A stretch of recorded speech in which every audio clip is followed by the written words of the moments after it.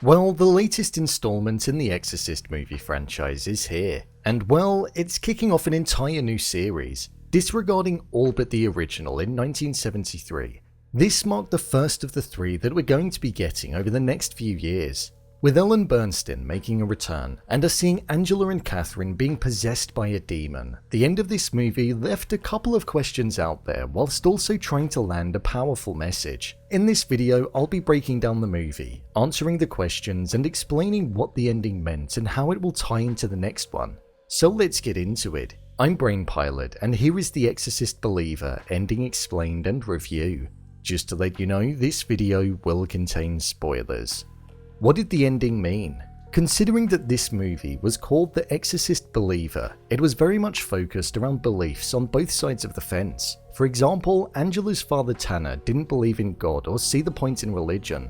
This was after what happened to his wife when they were in Haiti when she was killed, and also due to what happened to Angela with her needing to be put into a home for people with mental health issues after becoming possessed. The same was also present for Katherine's father, however he was on the other side. He believed in God and religion and lived his life by it, but he didn't believe in the fact that there could be these demonic spirits and that an exorcism was the thing that would be able to solve all of the issues. However, once they both put their previous beliefs behind, and we saw that Tanner was quoting the Bible during the exorcism and Katherine's father took his shoes off and participated, it truly started to work a bit better, and the girls were coming back. Albeit if the demon did end up tricking everybody in the room and taking the life of Katherine instead of Angela. The same could also be said about beliefs with the spiritual tie in the movie too. Something which hadn't been done before, but the combination of Catholicism and also a different form of spirituality with a belief in both, it came to work as a stronger power.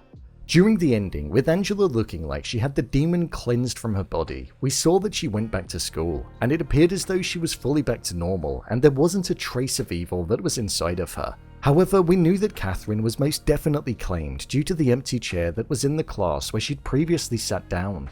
Right at the end, we saw that after we were teased that Regan was dead following the demon speaking to Chris in the earlier parts of the movie. With us cutting to the hospital room that Chris was being kept in, we saw that it was revealed that Regan was actually there, as she embraced her mother and gave her a hug, something that I thought was a little odd, especially considering that it seemed as though she denounced her mother following the release of the book. But hey, it is what it is.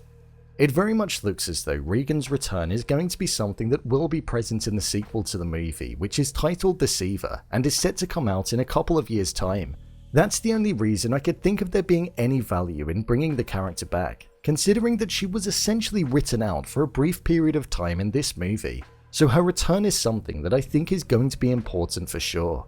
It didn't really feel like the group's exorcism worked, to be honest. It felt like the demon just decided to let one of them go, so it was a little strange. Why did Katherine die? Within the climax of the movie, we saw that both Katherine and Angela were at peak possession, let's call it, and a situation was put forward to the parents.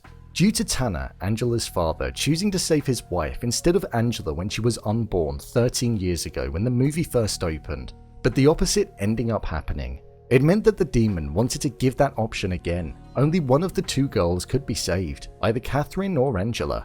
In a moment of panic, as it seemed as though Angela was coming back to reality, Katherine's father shouted from the other room, "I choose you, Katherine," and it meant that she was going to be the one that would get saved and be given back, meaning Angela would be killed and take her place in hell. However, when it seemed as though that was the case, we had visions of the demon and the place underneath the forest where Katherine was trapped, and she ended up being claimed instead, meaning that Angela survived and was brought back to reality. I think this was just a small thing that tied into the fact that the demon was evil, and it should never have been trusted. Rather than the parents working in order to save them both, the father chose to sacrifice Angela, which in turn meant that he was punished in the process, showing that you should never trust evil and think that it's on your side when a deal gets proposed. Overall review. Personally, I thought this movie was just okay. I don't think it's as bad as what a lot of the reviews say, but it is on the bad side. The thing with this movie is that it's always going to be compared to the original, and it's just never going to compete. We're in a completely different world now, and I think what originally gave the Exorcist movie its charm, its frightening nature and talkability factor, was that it had never really been done before in that way. It was 1973. We're now 50 years later in 2023, and there have been hundreds of movies that have done what this movie did for the first time 50 years ago, so it's just hard to replicate that same feeling.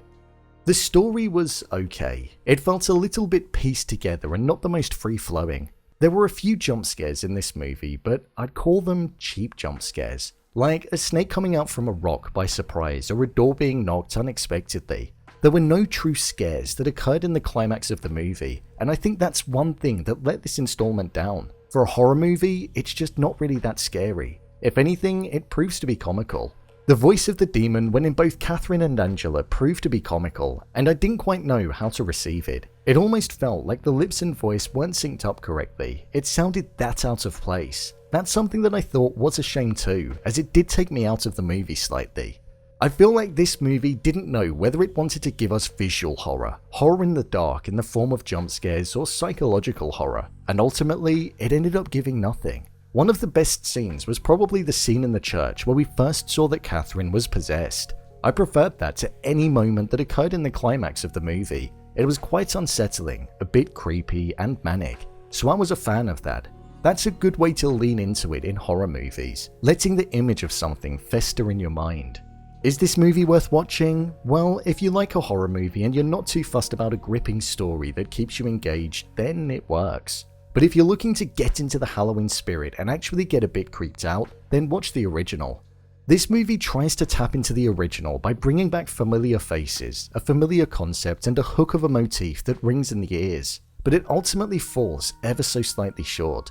I'm intrigued to see what they're going to do in the following 2 installments that have been confirmed, as it seems as though bringing back Regan is what's on the cards. Could she have something inside of her still? I hope not. But it feels like with her mother losing her sight, she may end up carrying it on in her honor, and going on to save the next group of individuals that end up getting possessed. I don't have the highest of hopes if I'm being honest, but I'm thinking that they've got a little while until it's scheduled to be released, so they should look at what made this one fall short and try to implement any changes into the script, as there's still plenty of time. It cost the studio almost $500 million to acquire the rights to this franchise. Is it going to be profitable? Honestly, I really don't know. So, there you have it, The Exorcist Believer Ending Explained and Review.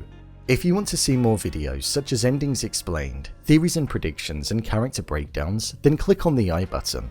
Or alternatively, you can head over to my channel where you'll find them all. If you'd like to give me a show or movie that you'd like me to review, then head over to my Twitter, @brainpilot_, and tweet me what show or movie you'd like me to review next. And finally, if you'd like to see what I rate the latest movies that don't quite make the cut to getting a dedicated video, then head over to my Letterboxd profile. It's where I rate the latest releases in real time. What did you think of this movie? Leave a comment down below, and don't forget to subscribe. I'll see you next time.